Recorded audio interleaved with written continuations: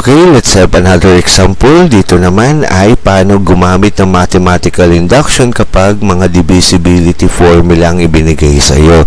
So, sa example number 1, use the mathematical induction to prove that n cubed minus n is divisible by 3 whenever n is a positive integer. Ibig sabihin, kahit anong positive integer ang isubstitute ko dyan sa equation na yan, lahat ng sagot na lalabas dyan sa n cubed minus n na yan ay pwedeng i-divide sa 3. Yun yung gusto mong patunayan dito sa example number 1. Okay, so yun yung patutunayan ngayon natin.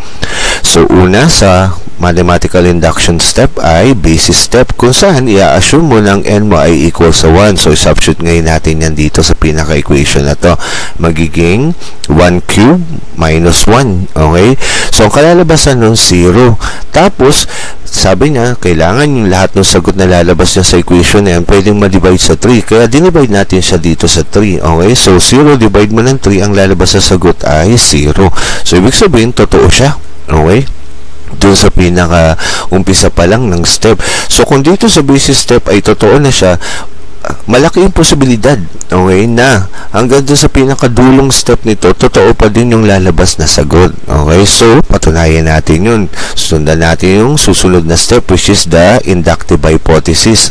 Okay, IH. Kung saan i-assign mo ng n mo is equal sa k. Okay, so, substitute mo ngayon yung k na yan dito sa formula na n cube minus n. Kalalabasan nun ay k cube minus k. Okay? So, dito pa lang, ang k cube minus k is divisible by 3. So, ang tanong mo, bakit naging divisible by 3? Kasi dito pa lang, kung mapapansin mo, papalitan ko lang ng k to. Okay? Yan, palitan mo lang ng k yan, diba, magiging k cube minus k over 3. Eh, diba, nung sinubstitute mo pa lang sa 1, napatunayan mo na kagad na divisible by 3 yan. So, automatic na itong k cube minus k na to is just the same ng n cube minus n mo yun, na divisible siya sa 3. Okay?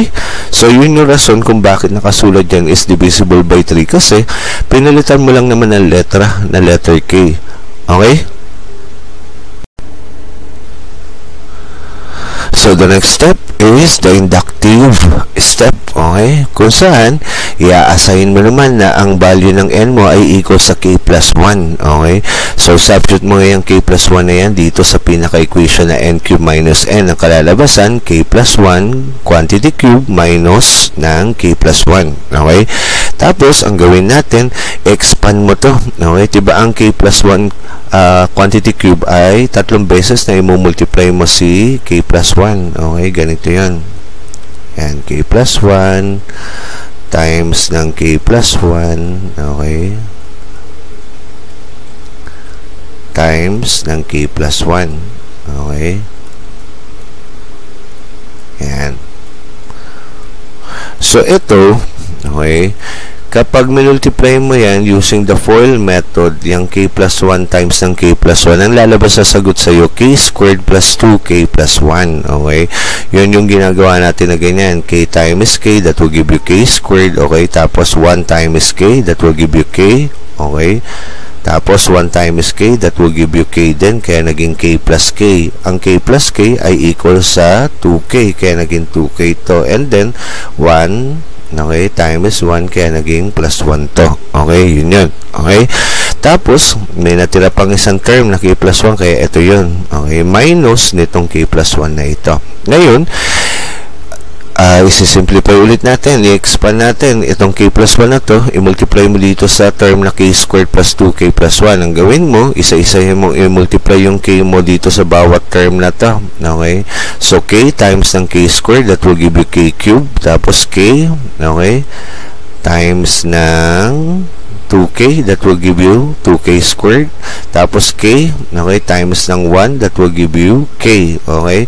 Tapos, yung 1 naman, ang i-multiply mo. So, 1 times ng k squared, that will give you k squared. And then, 1 times 2k, that will give you plus 2k.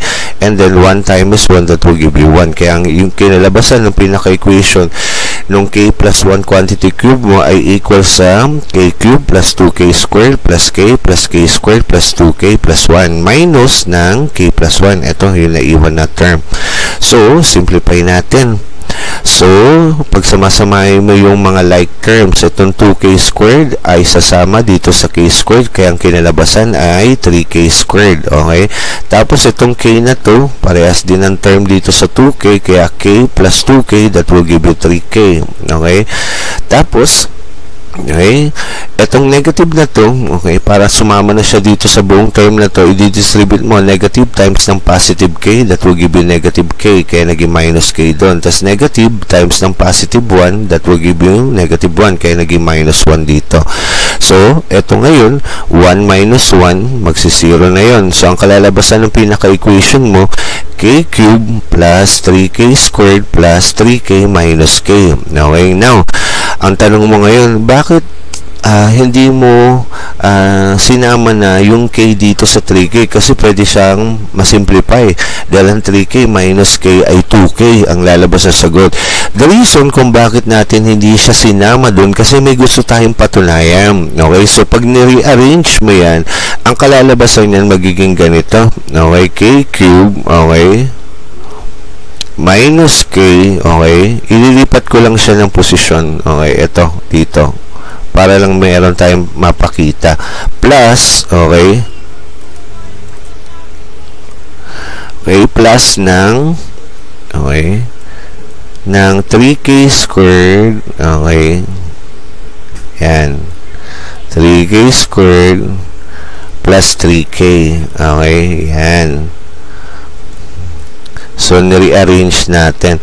So, the reason kung bakit ko hindi yun sinimplify, kasi mapapansin mo, ang k cube minus k, yan yung pinaka-formula ng inductive hypothesis natin. Eh, diba sabi natin, lahat ng formula na galing sa inductive hypothesis ay gagamitin natin para dito sa inductive step, kasi yun yung pinapatunayan natin, yung hinala natin na yun. Okay? So, that is the reason kung ba't hindi ko siya sinama dito na simplify, kasi para makita mo yung pinaka-formula ng inductive hypothesis mo. Kasi once na sinama mo na siya doon, hindi mo na magagamit itong inductive hypothesis, hindi mo na makikita yung pinaka-formula na k cube minus k. So, dito pa lang, kung mapapansin mo, okay, itong 3k squared plus 3k ay factorable by 3. Kaya ang kinalabasan ng pinaka-equation, k cube minus k plus, okay, pinactor mo lang yung 3, kaya naging 3 times ng k squared plus k. Now, patutulayin mo ngayon na itong buong equation na ito ay divisible by 3 para masabi mong totoo siya. So, kung i-divide mo by 3 yan, okay, yan, yung formula na yan ay parehas lang din kapag kunaring sineparate mo yung 3, okay, ganito. Okay, clear muna natin. So, kapag ito, dinivide ko by 3, okay, yan. At ito ay dinivide mo din by 3, diba? Yung pinaka-formula na yan ay parehas lang din ng ito, kapag dinivide mo by 3 yung buong term na yon. Okay? So, yun yung pinaka-law natin sa algebra. Kapag kunwaring nag-a-add ka ng mga fraction na may parehas na denominator. Okay? So, ganun ang gagawin natin pag iwalayin natin. Okay, yan. Kasi may gusto tayong patunayan na yung buong equation na yan ay divisible by 3. So, dito pa lang, yung pinakaunang term mo, okay, yan, divisible by 3 na yan. Kasi napatunayan mo na dito eh, na ang k cube minus k ay pwedeng ma-divide sa 3. So, ibig sabihin, yung unang term ay divisible by 3 na. Okay? So, dapat yung pangalawang term ng pinaka-equation ay divisible by 3 din para yung buong equation na yun ay divisible by 3. Okay? So, dito kaya natin pinactor out yung 3 na yun. Kasi kung mapapansin mo, 3 over ng 3, okay, makakancel na yan 3 na yan. Ibig sabihin, divisible by 3 na kagad yung equation. Ang kalalabasan ay k squared plus k. So, automatic, okay, na, okay, clear muna natin, na yung unang equation na k cube minus k ay divisible by 3 at ito din 3 times ng k squared plus k ay divisible by 3. So, ibig sabihin, itong buong equation na ito ay divisible by 3. So, napatunayan mo ngayon na yung pinaka nakuha mong equation ay divisible by 3. So, ibig sabihin, itong formula na ito, okay, kahit anong positive integer ang substitute mo sa kanya, lahat ng sagot na makukuha mo ay divisible by 3. Okay? Okay, ngayon naman ay talakayin natin ang strong induction. Okay, wala naman itong pinagkaiba dun sa pinaka-normal na mathematical induction mo. Kung nagiging strong induction lang siya, okay, dito lang nagbabago sa basis step. Kasi, usually, dun sa normal mathematical induction natin, ang ina-assign mo lang n is equal to 1. Dito, okay, para maging strong induction siya, sa basis step mo, marami kang proposition na ginagawa. I-assign mo ng n mo ay equal sa 0, okay?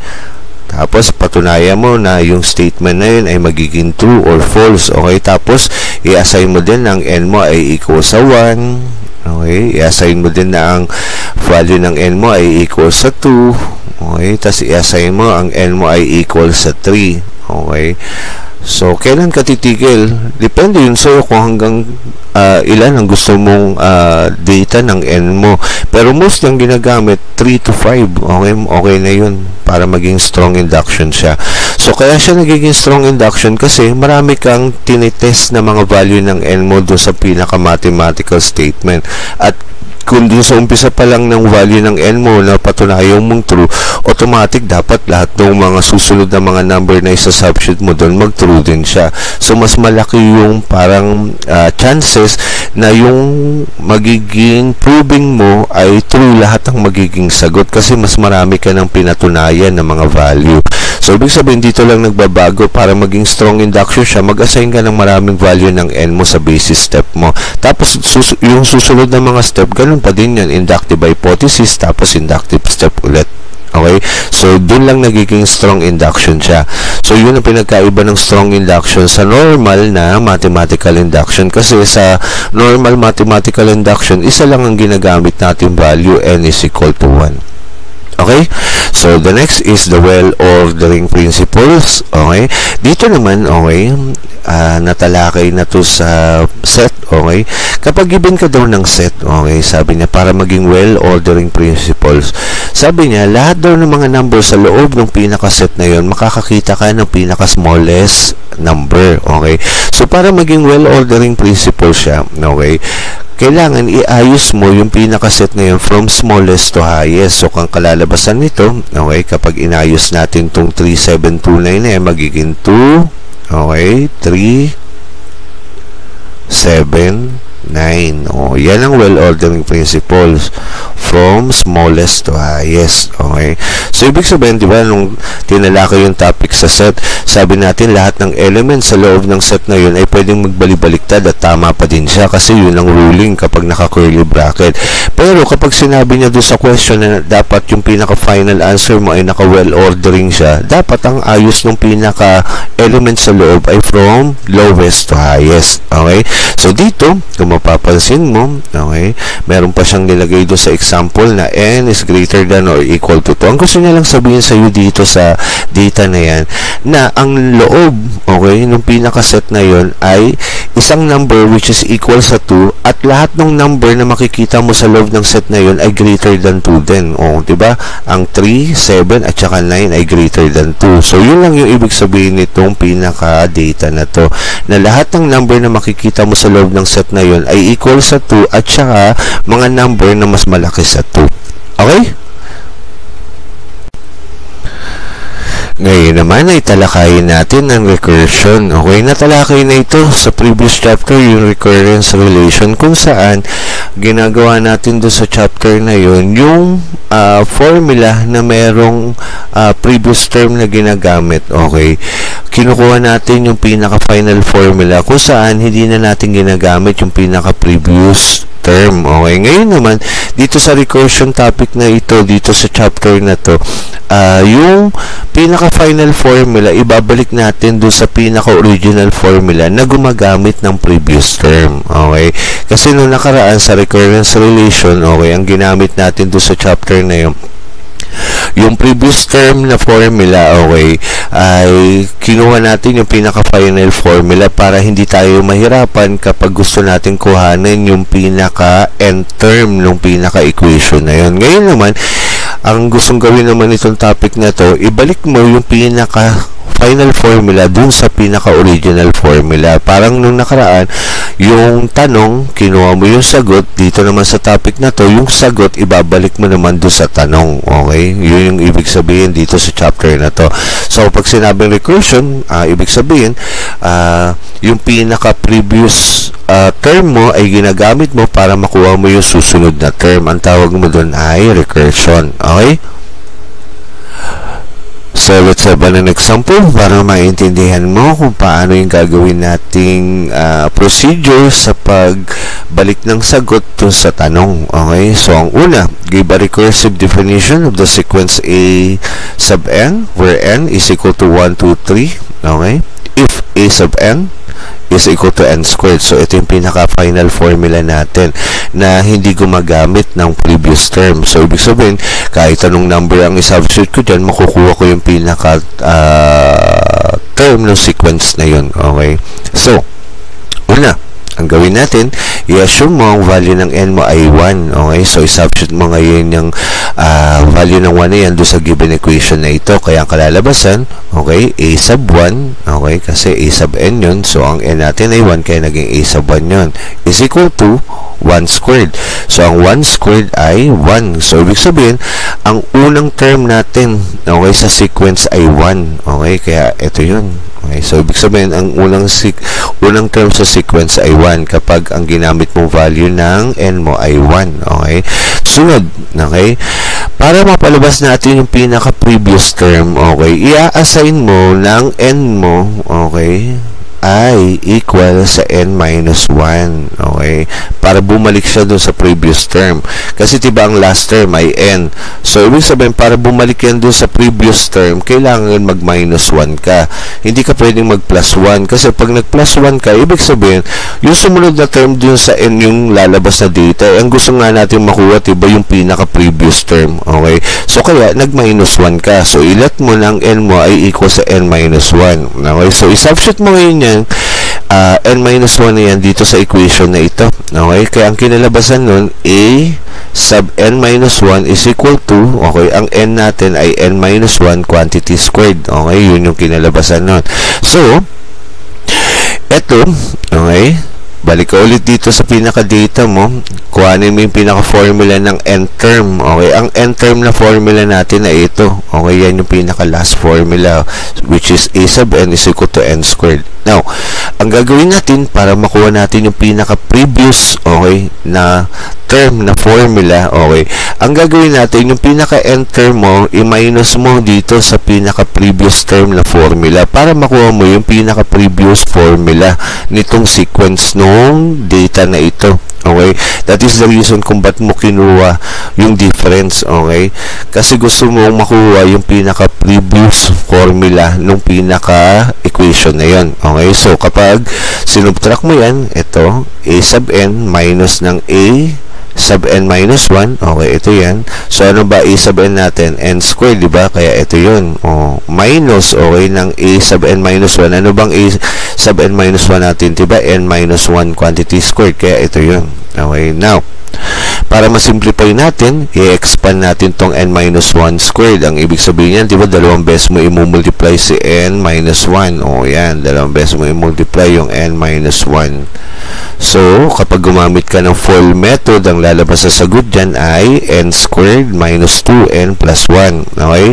Tapos, itong negative na to, okay, madidistribute yan sa bawat term dito. Okay? Yan, maraming nagkakamali usually sa mga ganyan, nakakalimutan nila na i-distribute yung n na yun kasi naka-quantity yan, no? Yung n squared minus 2n plus 1 na yan. Kaya kailangan i-distribute mo yung sign na yan na negative. Okay?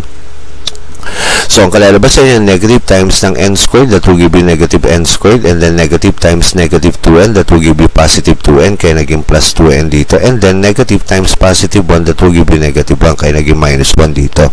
Okay? Now, ang n squared minus n squared, 0 na yan. So, matitira na lang 2n minus 1. Kaya ito yun. Okay. Ang gagawin natin, dahil gusto natin makuha yung a sub n na formula na merong previous term. Kasi yung given dito, yung a sub n natin, walang previous term na ginagamit yan. Makukuha mo lahat yung pinaka-sequence ng bawat number, okay, na isa-substitute mo sa kanya. Ito naman kinukuha natin formula kapag gusto mong gamitin yung pinaka-previous term niya, okay. So, lilipat natin itong negative a sub n minus 1 na yan sa kabilang side. So, dahil galing siyang negative, okay, magiging positive siya pag nilipat mo sa kabilang side. Kaya naging a sub n is equal to a sub n minus 1 plus 2n minus 1. So, ito na ngayon yung pinaka equation mo, okay, kapag gusto mong gumamit ng previous term. This formula is just the same as this formula. Itong formula lang na ito, hindi gumagamit ng previous term. Okay? So, i-check natin kung totoo ang tama at parehas yung formula na yan. Let us say ang value ng n mo ay equal sa 2. Okay? So, gagamitin ko tong formula na ito. So, kaya 2 ang ginamit ko kasi nagamit mo na si 1. Ang susunod doon sa pinaka-sequence nung n mo ay 2. So, gamitin natin n is equal to 2. So, i-substitute mo siya dito sa pinaka-equation na to. Ang kalalabasan, a sub 2. Okay? Is equal sa, okay, a sub 2 minus 1, okay, ito yan, pag sinasyon mo yung n dyan, tapos plus, okay, 2 times ng 2, okay, minus 1, okay, so ang lalabas dito, okay, 2 minus 1 is a sub 1 ng kalalabasan yan, tapos plus 2 times 2, that will give you 4, minus 1. Ano ba ang a sub 1 natin? Kaya yun yung rason ba't natin kinuha yung a sub 1 dito. Kasi gagamitin mo yung previous term na yan dito sa pinaka-formulang makukuha mo sa final answer mo. So, ano yun? Diba ang a sub 1 natin is 1. So, magiging 1 plus, okay, 4 minus 1. Oh. So, lalabas dyan, ang a sub 2 mo, okay, 1 plus 4 is 5 minus 1, that will give you 4. Oh. Yan. So, i-check naman natin kapag yung pinaka final formula, ganun din ang lalabas. So, kapag ang data naman natin ay a sub n is equal to n squared, i-assume mo ulit na ang value ng n mo ay equal sa 2. Oh. Yan. Tapos, substitute mo yung 2 na yan dito sa equation na to. Oh. Ang kalalabasan nun, a sub 2, okay, is equal to n, which is 2. Oh, di 2 squared. Ano ba ang 2 squared? 4. Okay? So, kung mapapansin mo, yung data na to ay parehas lang din dun sa formula na nakuha mo kanina. Parehas lang ang sagot. So, ibig sabihin, tama yung derivation mo na itong equation na to is just the same as this equation. Itong pinagkaiba lang nila, itong formulang dinerive mo, gumagamit ng previous term. Yung formulang ibinigay naman sa'yo dito, hindi gumagamit ng previous term. But, kahit ano dyan sa dalawa na yan ang gamitin mo, parehas lang din yung sagot na lalabas. Okay? Yun yung recursion na pinag-aaralan mo dito. Binabalik mo yung sagot pabalik doon sa pinaka-original formula niya dati. Yung nakaraan naman ng mga chapter, ang ginawa naman natin, yung pinaka-tanong, okay, yung original na formula, kinukuha mo naman yung pinaka-final formula na hindi gumagamit ng previous term. Okay?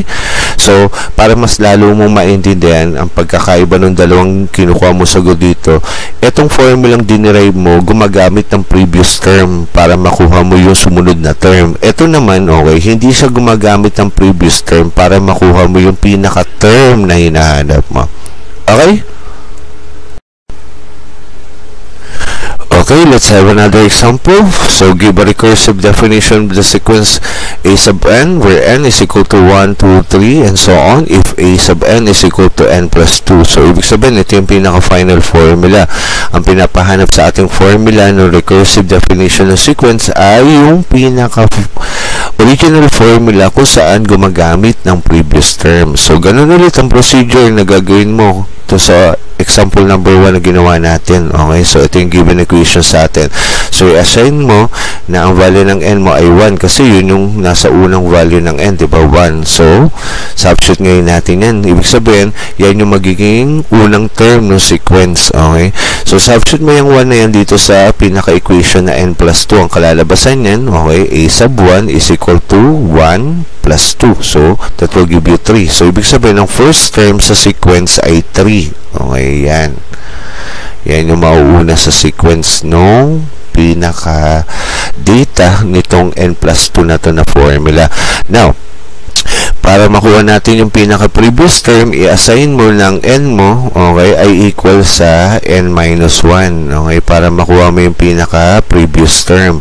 So, yun ngayon ang ginawa natin dito. Sinapshoot mo yung n minus 1 na yan dito sa formula na to na a sub n is equal to n plus 2. So, kaya naging a sub n minus 1 dahil ang n natin ay equal daw sa n minus 1. Kaya naging a sub n minus 1 is equal to, okay, ano bang n natin? That is n minus 1, kaya naging n minus 1 to plus 2, okay? So, kalalabasan yan, negative 1 plus 2, that will give you positive 1, kaya naging kinalabasan ng pinaka-formula ay n plus 1, itong a sub n minus 1 mo. Now, gagamitin mo na naman ulit yung pinaka-n term, okay? So, pinaka-n term na formula natin ay ito, yan. Yan yung pinaka-last term, okay?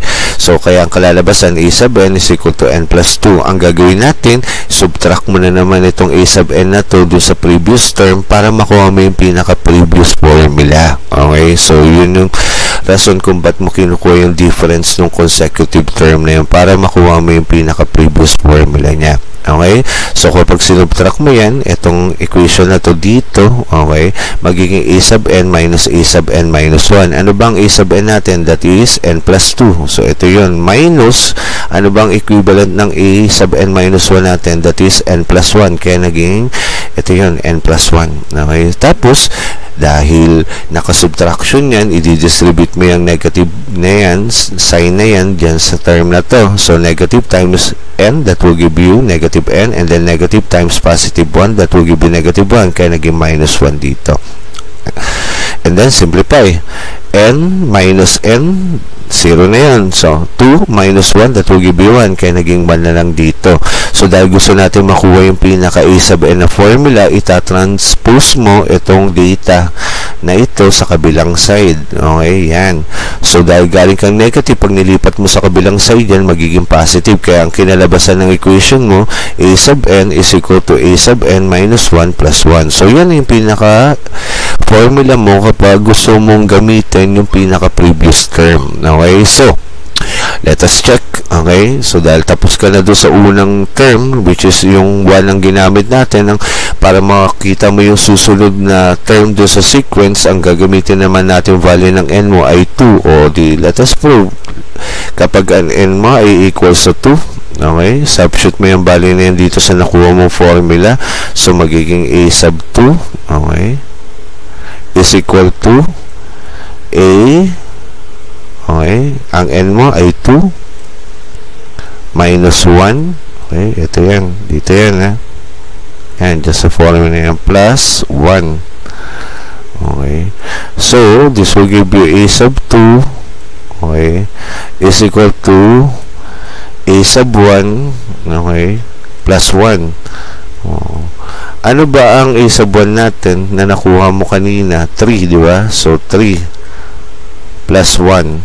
So, that will give you 4. Okay. Yan. So, ang a sub 2 mo is equal to 4. Oh, ibig sabihin, ang susunod na number dito sa sequence ay 4. O, yan. So, patunayan natin kung baka itong formula na to dapat parehas lang din ang sagot na makukuha mo doon sa pinaka-formula na hindi gumagamit ang previous term. So, substitute natin dito sa pinaka-final formula. So, a sub n. So, ang n natin ay 2 din. Okay, so magiging a sub 2 to.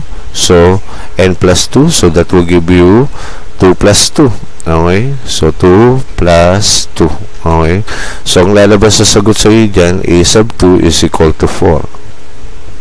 Okay, so lumalabas na parehas lang yung sagot. Okay, yan, at saka ito. Ibig sabihin yung na-derive mong formula ay tama. Etong formula na derive mo, ito yung formula na gumagamit ng previous term. Etong formula naman na given sa iyo, hindi gumagamit ng previous term. Okay?